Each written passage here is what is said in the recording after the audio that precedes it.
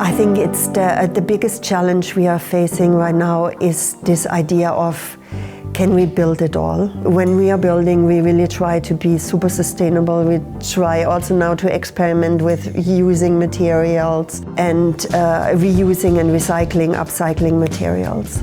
But I think that is one of the biggest challenges, is continuing to build and how to build. When it comes to social and economical aspects, I think there's this affordability of housing.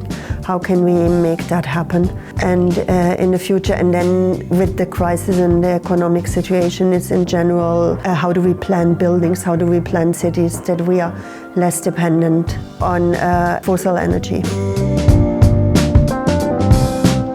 I think as a future graduate, you should really bring with you critical thinking, constantly being able to question what you're doing, because a lot of things are happening, and if we stay with the status quo, we are doing what has been done so much and we are not developing further. I think it's really important when they graduate studies today that they come with a knowledge of how do I tackle sustainability in the urban context. For example, I mean, like include nature, water, energy, basic understanding how the things work together and what can be done. And then I think if you have a special interest in energy, for example, you could really dig deep, and I'm sure every office will appreciate that. But it's really this understanding more of as a coordinator. So when you work with engineers, you can see if it makes sense what they talk about and have this understanding.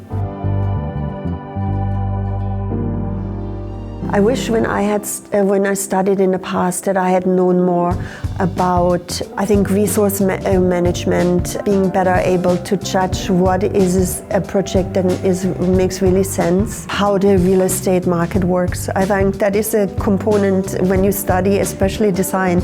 You feel, I want to create, I don't care, but then you hit the reality of how the market works. And I think if you have an understanding how it is, you can actually use it to your advantage.